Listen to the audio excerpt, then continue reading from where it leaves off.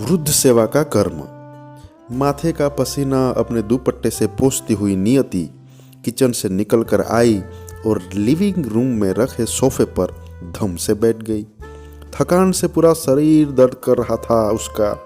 सितंबर का महीना था और पितृपक्ष चल रहे थे। आज उसके ससुर जी का श्राद्ध था। बस थोड़ी देर पहले ही पंडित जी और कुछ रिश्तेदार भोजन ग्रहण कर घर से गए थे। सबने उसके हाथ के बनाए भोजन की खूब तारीफ की थी। खासकर उसकी बनाई हुई खीर सबको खूब पसंद आई थी। सभी मेहमान तृप्त होकर गए थे।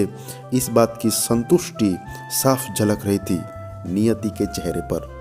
कहते हैं यदि पितृ श्राद्ध में भोजन करने वाले लोग तृप्त होकर जाएं तो समझ लीजिए आपके पितृ भी तृप्त हो गए।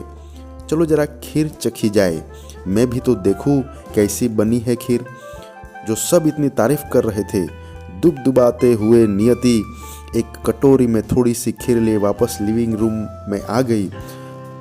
ड्राई फ्रूट से भरी हुई खीर वाकई बहुत स्वादिष्ट बनी थी।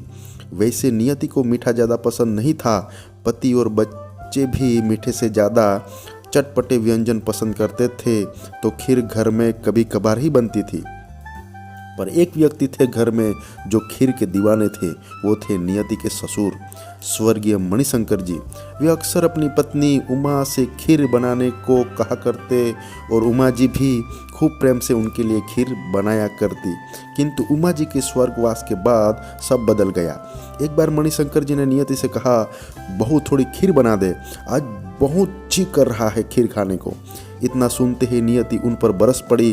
क्या पिताजी, आपको पता है ना घर में आपके अलावा और कोई खीर नहीं खाता। अब मैं स्पेशली आपके लिए खीर नहीं बना सकती। और भी बहुत काम रहते हैं मुझे घर पर, और बुढ़ापे में इतना चटोरापन अच्छा नहीं। बहू से इस तरह के व्यवहार की कल्पना भी नहीं की थी मणिशंकर जी ने। दिल को बहुत ठेस पहुंची थी उनके।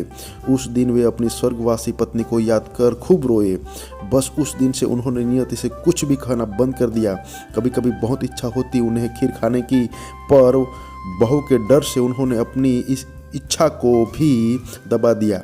कुछ दिन बाद मणिशंकर जी भी इस संसार को छोड़ चले गए, परंतु खीर खाने की इच्छा उनके मन में ही रह गई। कहते हैं श्राद्ध में पितरों का मनपसंद भोजन यदि पंडितों को खिला दो तो पितृदेव प्रसन्न हो जाते हैं। इसीलिए तो आज नियति ने खीर बनाई थी। चलो आज बाबूजी की आत्मा को भी तृप्ति मिल गई होगी। उनकी मनपसंद खीर जो बनाई थी आज नियति मुस्कुराते हुए बुदबुदाई और बची हुई खीर खाने लगी। तभी उसके कानों में एक आवाज़ सुनाई दी, बहू थोड़ी खीर खिला दे, आज बहुत जिद कर रहा है खीर खाने का।